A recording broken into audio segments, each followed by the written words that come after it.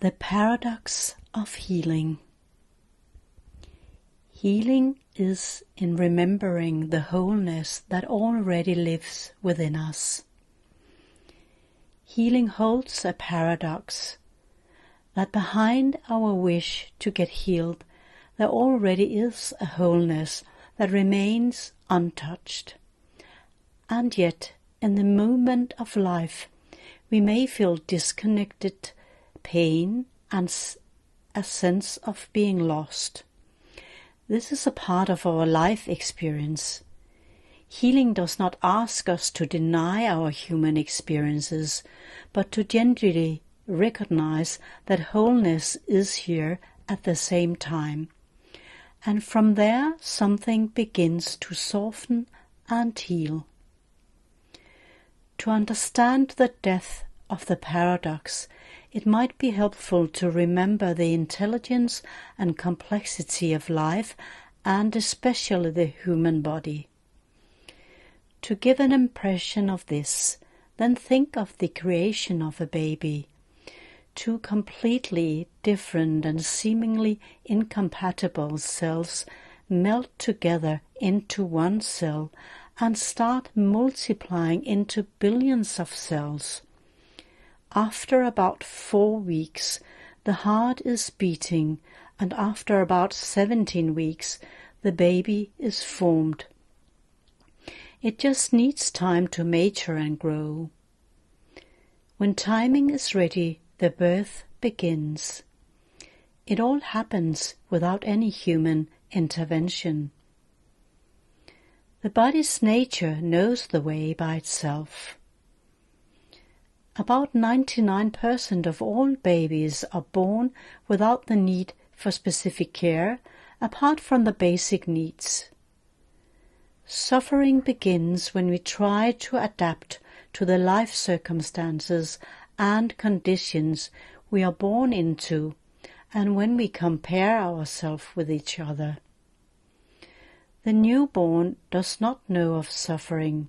It resides in pure awareness, responding to the bodily needs for food, sleep, and contact. In the first weeks, it does not even know that it is separate from the sacred space it appears from. If you happen to look in the eyes of a newborn, you may sense this pure awareness.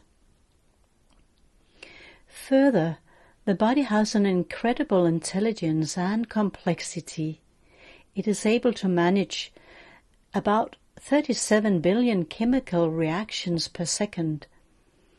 If you compare it with the capacity of artificial intelligence, AI, then it is able to process about 150,000 input per second. Also, the body has a fast turnover. It renews about 300 million cells per minute, and it regularly removes cancer cells. It is born with an ability to heal by itself. It has all the components and medicine we may search for from without. The capabilities of this intelligent human body in this complex life cannot be fully grasped with our mind or AI. Anyway, we can explore the many different healing ways we may use in order to feel healed when we feel sick and incomplete. A way to heal is to let go of believing that we are the doer, in the sense that we need to figure out how to be healed.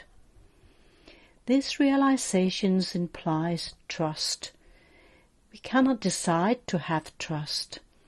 It is something that happens through life experiences. By living life, we learn to trust our senses and recognize that life takes care of life.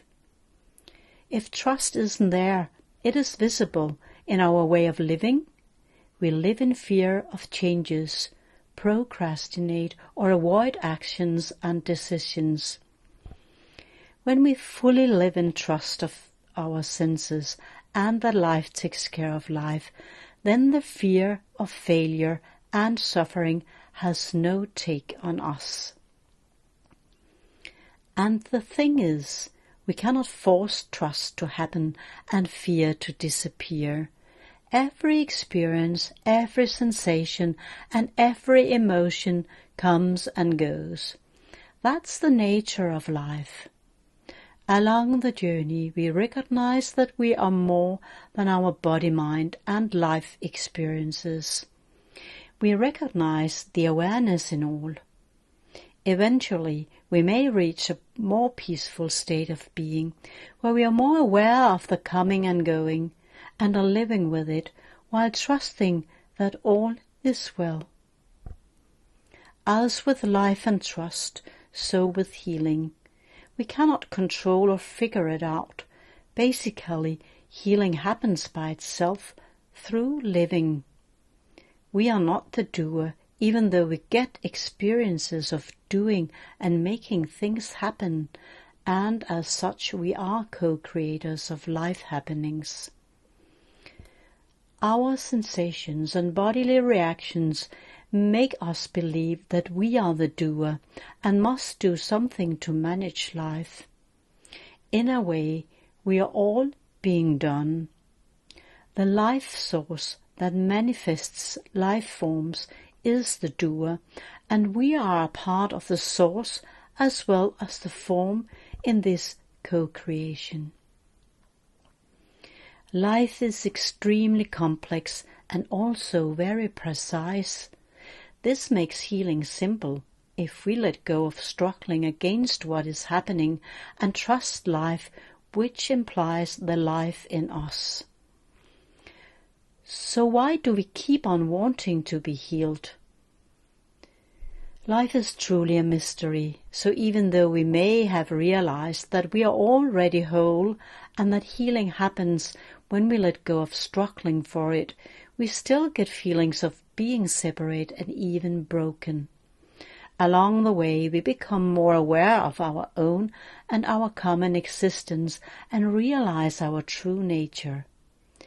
And who knows, this may be one reason for living in this paradox. The one self realizing itself.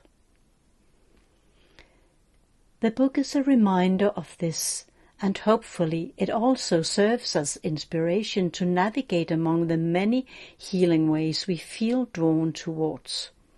After all, no matter how conscious we may claim ourselves to be, we are all more or less identified and attached while living, at least to a feeling of having a body with some basic needs such as food, rest, and contact.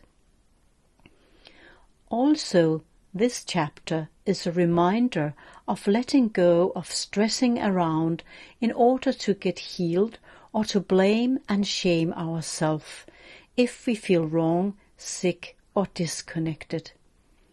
It is of great help to keep in mind that the more we struggle to let go of suffering, the more it clings. In some way, it is easy to discover this struggle, since the body responds with contractions or uneasiness.